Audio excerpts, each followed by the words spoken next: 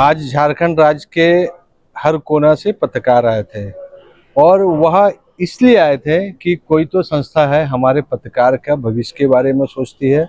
खास करके पत्रकार के ऊपर में जब शोषण होता है तो उस समय खड़े होने वाले कोई नहीं होते। तो प्रीतम सिंह भाटिया हर समय पत्रकार के लिए आगे करते हैं, आगे के लिए कैसे करके उनके लिए भविष्य अच्छा हो, इसी विषय में बहुत ही अच्छा चर्चा किया गया। तो हम प्रीतम सिंह भाटिया से आज जानने की कोशिश करते हैं कि कहाँ से पत्रकार आए थे और क्या विषय का चर्चा किया गया। आज all India small and medium journalist welfare association द्वारा एक दिवसीय समारोह आयोजन किया गया था।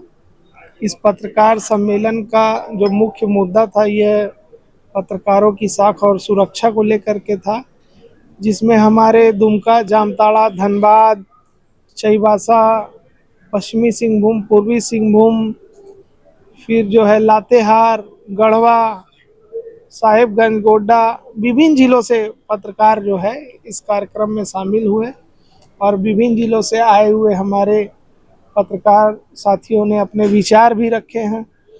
हमारी सरकार से जो मांग है पत्रकारों को बीमा, पेंशन, सुरक्षा कानून, आवास, इसको लेकर के हम 12-13 सालों से लगातार संघर्षरत है, लड़ रहे हैं सरकार से और हम आगे भी ये लड़ाई जारी रखेंगे। आज इस विषय को लेकर के चर्चाएं हुई है, भविष्य की रणनीति बनी है और इस मांग को हम राष्ट्रीय स्तर तक ले जाने का प्रयास करेंगे। झारखंड के अलावा अन्य राज्यों को भी इसमें आगे लेकर के आएंगे। किसी अधिकारी, थाना प्रभारी हो गया, चाहे ग्रामीण अभियंता हो गया, चाहे किसी भी, अगर उनका नेगेटिव न्यूज करते हैं तो आजकल वो फर्जी केस कर दे रहे हैं और उसमें सबसे बड़ा चीज की सरकारी काम में बाधा।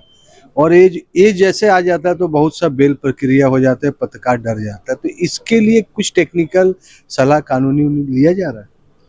देखिए, जितने भी पत्रकारों पे मामले देश भर में दर्ज हुए हैं वो हाईकोर्ट में जाकर सब क्रॉसिंग में फॉल्स साबित हुए। लेकिन पत्रकार और हाईकोर्ट में विभिन्न राज्यों के उच्च न्यायालय द्वारा जो है सरकारी अधिकारियों को जो है मतलब डांट फटकार किया गया कि आप बिना सबूत के पत्रकार के ऊपर कैसे केस दर्ज कर रही है। तो रिकॉर्ड दर्ज है विभिन्न राज्यों में।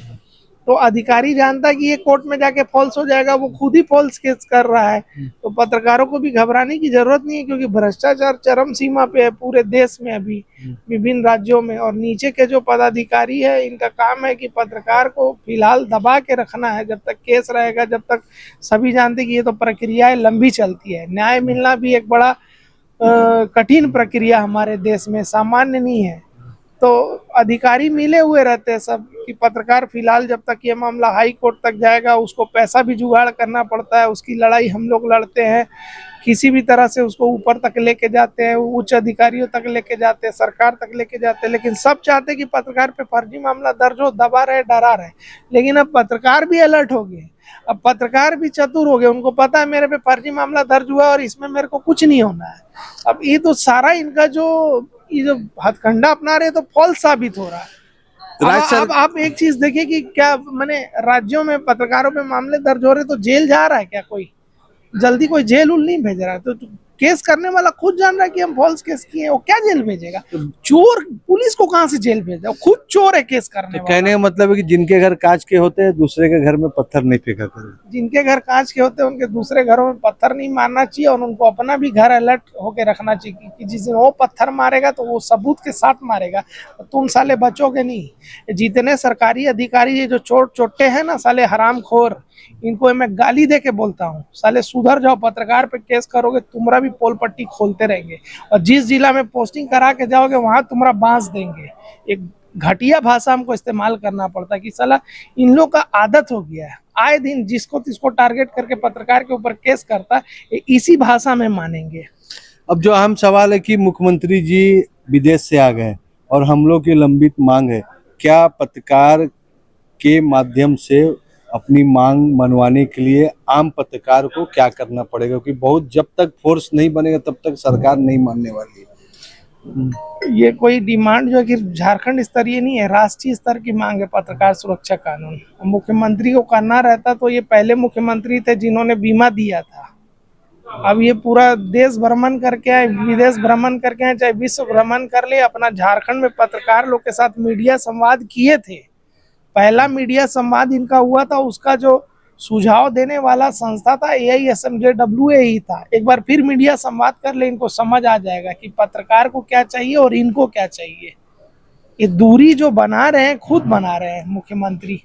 बहुत अच्छा घोषणा हुआ कि 500 रुपया में बीमा, इसके बारे में थोड़ा बताइए। और एसएम से सब जुड़ना चाहेंगे, इसके लिए क्या क्या प्रक्रिया अपनाना पड़ेगा उसके बारे में थोड़ा बताइए। एक कंपनी है स्टार हेल्थ, उसका 5 लाख का दुर्घटना बीमा है और 40,000 का, मतलब आप चोटिल हो जाएंगे और अस्पताल पहुंचेंगे तो 40,000 का मेडिक्लेम है, कैशलेस, जिसमें हाथ पैर टूटा तो कोई इलाज हुआ तो 40,000 तक मिलेगा, उसके ऊपर का खर्च आपको देना होगा। तो 500 रुपया जो है हम लोग दे रहे हैं एसोसिएशन की ओर से, और 500 रुपया पत्रकार से ले रहे हैं। इसमें 1 साल तक आप इंश्योर्ड रहिएगा कि कुछ हो गया, डेथ हो गया तो 5 लाख आएगा आश्रित को, और 50% अगर आपको अपंगता आई तो उसके हिसाब से शेयर है, उसमें आपको इतना इतना परसेंट, इतना इतना लाख रुपए मिलेगा। 2.5 लाख 3 लाख ऐसे कुछ करके है 4 लाख।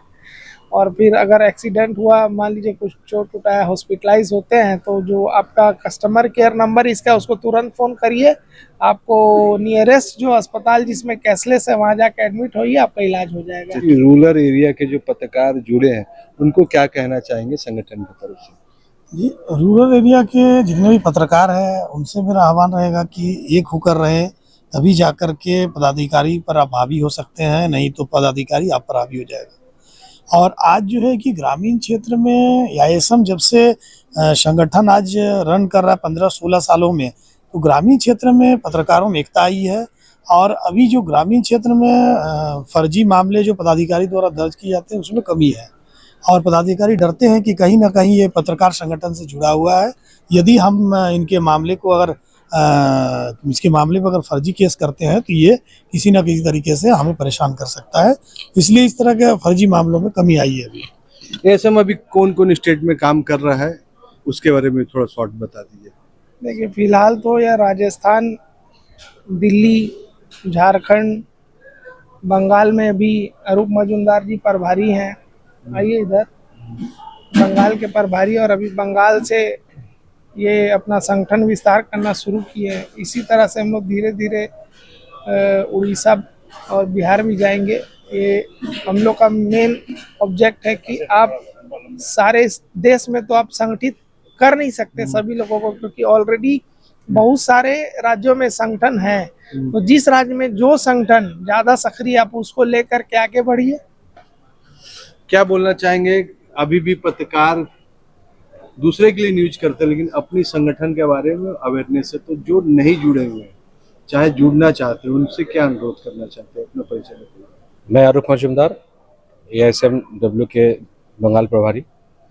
मैं सभी पत्रकार से यही बोलना चाहूँगा कि आप किसी भी बैनर तले रहे, कहीं भी रहे, एकत्रित होकर रहे, एकजुटता बना के रखें, ताकि आपके किसी परिस्थिति में सभी आपके साथ खड़े हो। और संस्था के साथ जुड़ा रहना इसलिए ज़रूरी है क्योंकि आप एक टीम के साथ जब तक नहीं बंधे रहेंगे तब तक आपका ताकत नहीं मिलेगा। तो आप जैसे आज बंगाल से हमारे कार्यकर्ता बुलावे पे बाइक लेके जमशेदपुर पहुंच गए, तो ये जज्बा, ये जुनून जो संस्था के प्रति समर्पण रहे, तो उनके साथ संस्था हमेशा खड़े रहेंगे। संस्था हमेशा खड़े रहेगी, लेकिन संस्था तभी खड़ी होगी जब संस्था के सदस्य साथ देंगे। और यही एक अवेयरनेस प्रोग्राम था, एक मोटिवेशन था।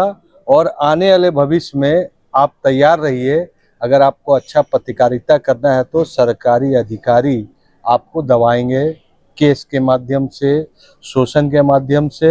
हो सकता है कि राजनीतिक पार्टी जिस प्रकार से घटना हो रहा है आपके साथ अभद्र और हाथापाई भी कर सकते हैं, लेकिन संगठन के साथ आप मिलजुल के चर्चा कीजिए। संगठन के पास बहुत अच्छा एक्सपीरियंस है। प्रीतम सिंह भाटिया, वह भी पत्रकार थे, लेकिन पत्रकार का दर्द को सहते सहते वो राष्ट्रीय स्तर का आज पत्रकार का समस्या का समाधान कर रहे हैं। तो ऐसा कोई समस्या नहीं है कि जिसका समाधान नहीं हो सकता है। और बहुत जल्दी जिस हिसाब से एकता दिख रहा है पत्रकार का, आने वाले समय में चाहे राज्य सरकार हो चाहे केंद्र सरकार हो, पत्रकार की मांग के आगे झुकना ही पड़ेगा। एडी लाइव वीडियो को लाइक कीजिए, चैनल को सब्सक्राइब कीजिए। एडी लाइव की पूरी टीम को ओर से सभी को धन्यवाद। जोहार।